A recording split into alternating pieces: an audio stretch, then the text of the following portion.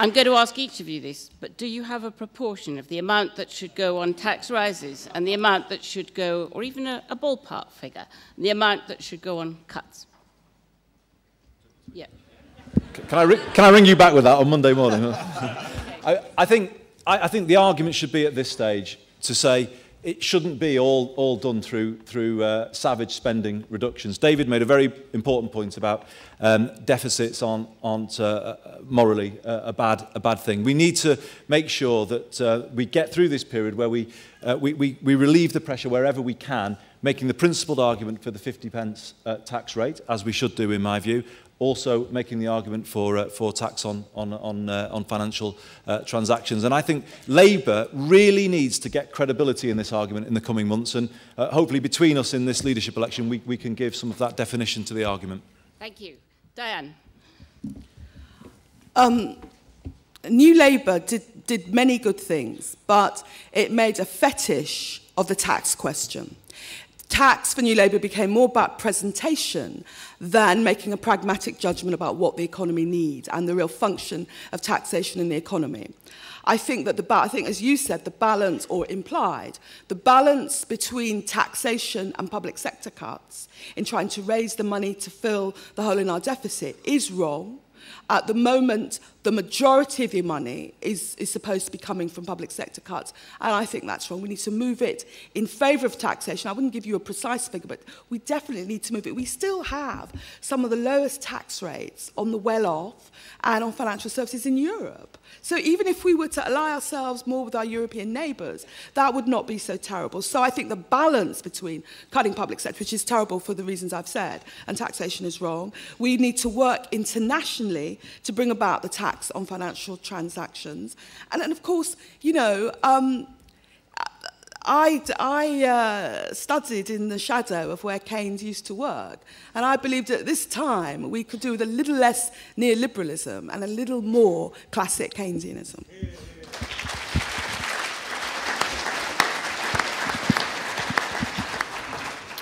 I don't know if David Blanchflower's still here, but he's been writing, I think, some very important material about the dangers of a double-dip recession in the context where European financial markets are extremely frisky and extremely on their guard, but where European economies are in danger of having what I would call competitive austerity.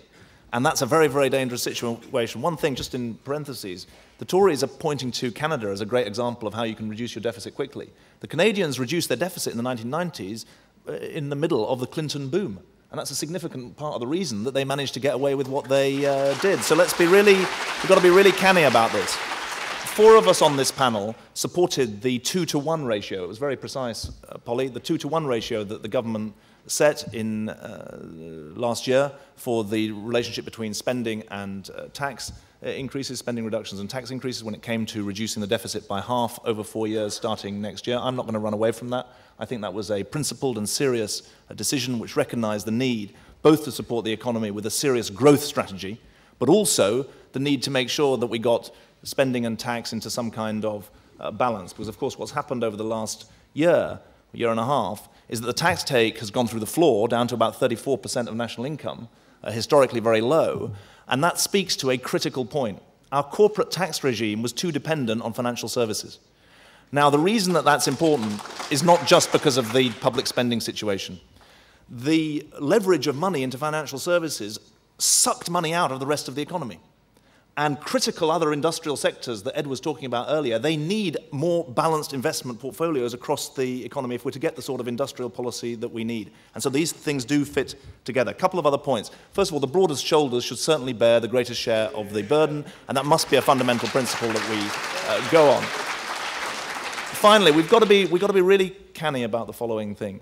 When those who pay tax, whether they be companies or individuals, go international, then the tax takers have got to go international as well. And that's why many of us, I think, have been speaking very, very strongly in favour of what's called a global levy or a financial transactions tax. It's an obvious way in which we engage with the taxpayers, be they corporations or individuals. And I think that the row that's going on internationally at the moment is really suffering for the lack of the Labour government's approach there, because the G20 who now meet, the group of 20 leading industrialised countries, they're being held to ransom essentially by the Tories and the Canadians, Tories in Britain, Tories in Canada, and they're blocking an absolutely essential part of tax reform that will be in the interests of industry, but also in the interests of our budgets.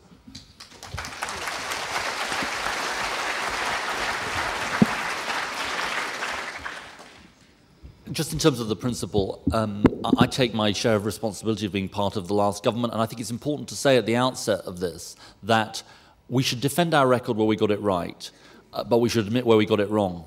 And so there will be things that we say we did wrong. And I don't think that is a sign of weakness, I think it's a sign of strength. Because if you don't do that, frankly, we won't get back into power, and we won't deserve to get back into power. Now, so I think we were too timid on tax, and we were too in the shadow of the ghosts of the 1980s.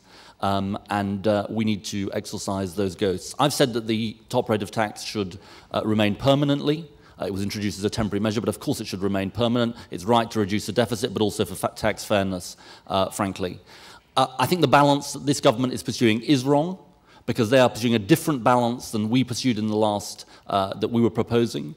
So they want, I think, an additional £6 billion of tax cuts, which is going to necessitate at least £6 billion more of spending cuts, and actually more, because they are, and Ed is right about this, in the negotiations, one of the shocking things about the negotiations that we had with the Liberals was that they were macho and uncaring, most of all on the question of the deficit. They said we should do it now, we should do it faster, and they would frankly look like they were willing to give anything away to the Tories, as you've already seen on the question of spending cuts. And I think that is a really chastening lesson about them. Let me just make one final point. David is right about the global nature of any transaction tax or banking tax, and I think we should support the measures that we were trying to pursue when we were in government. I personally do think there is a case, though, for extending the bonus tax on bankers, which was introduced for 1 year. Because we are going to have to make some very, very difficult decisions. Well, the government is going to have to make some very difficult decisions on spending in the coming years. And I think as a measure of fairness, I think there is a very strong case in the budget on June 22nd to make that bonus tax permanent.